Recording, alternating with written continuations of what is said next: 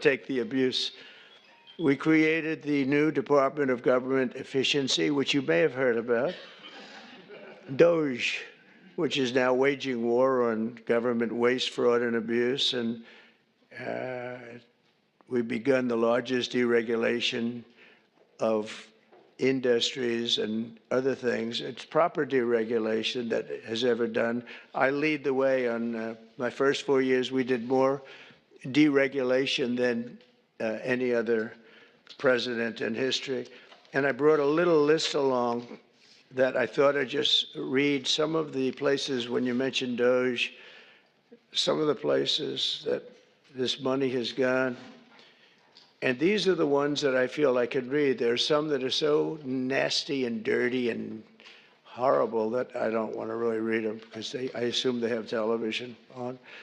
We have a guarantee they do.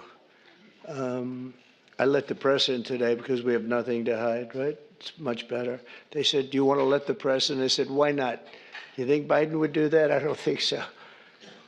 $520 million was given for a consultant to do ESG, that's environmental, social, and governance investments in Africa. $520 million, $25 million to promote biodiversity, conservation, and social responsibility behavior in the country of Colombia. $25 million, $40 million to improve the social and economic inclusion of sedentary migrants. They have no place in particular they were thinking of. There is no location. The money was sent out, but they have no idea where it's going.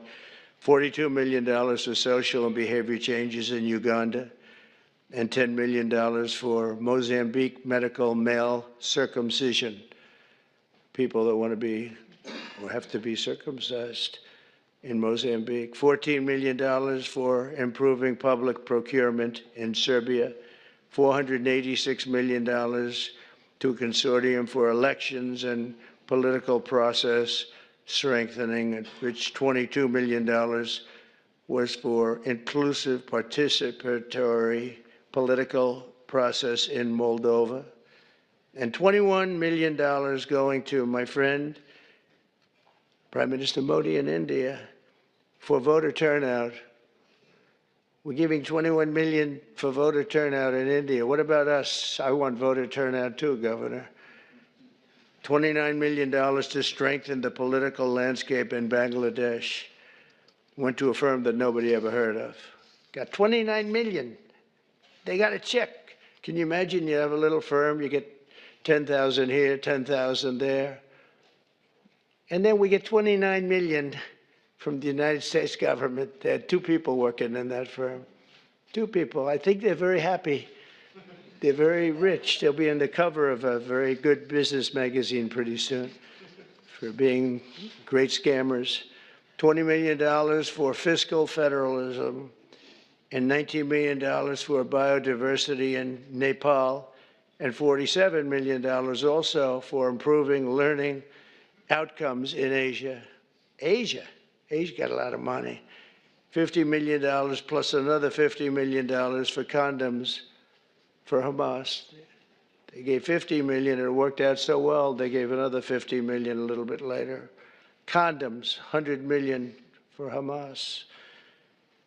And we're also uncovering outrageous incompetence and fraud in the Social Security. And I read this last night, so Governor, you're going to be bored hearing this, but you know, you never get bored because it's not possible to even believe it.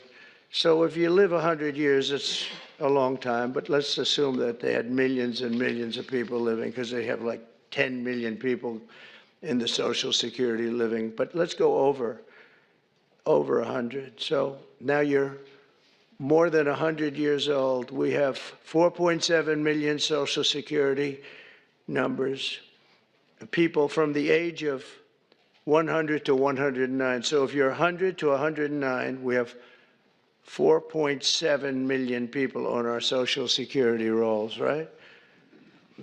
That's a lot of people. I knew one guy who was 100. The great Litany. He was a builder in Manhattan. He lived to 103. You knew him. He was one of the greatest builders. He was so happy. The reason he lived, he loved building. He'd build a building a year, right? Never had a problem. You knew Lenny Litt when I would think governor, right? He was a great guy and got along with everybody. He got along with Democrats, Republicans. Everybody loved Lenny. When he died, it was a bad day for New York, I'll tell you. He was a great guy. But he lived to 103, 104 because he just loved his business. He was designing a new building at 103, and that was the end of it. He didn't quite get the design finished. But you had 3.6 million people aged 110, substantially older than good old Lenny. From 110 to 119, you have 3.6. These are the people on the rolls. Now we're looking to see whether or not they've been paid, because if they've been paid, then you're just using those numbers to take out the money, all the money that's paid to those people. 3.47 million people from the age of 120 to 129. 3.9 million people aged 130 to 139.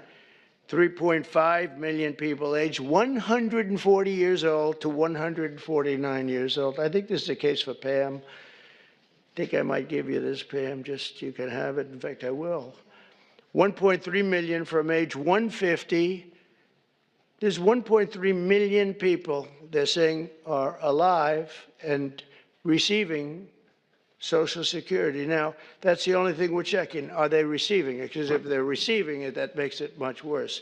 If they're not receiving it, that just makes it incompetent. They shouldn't be on the rolls.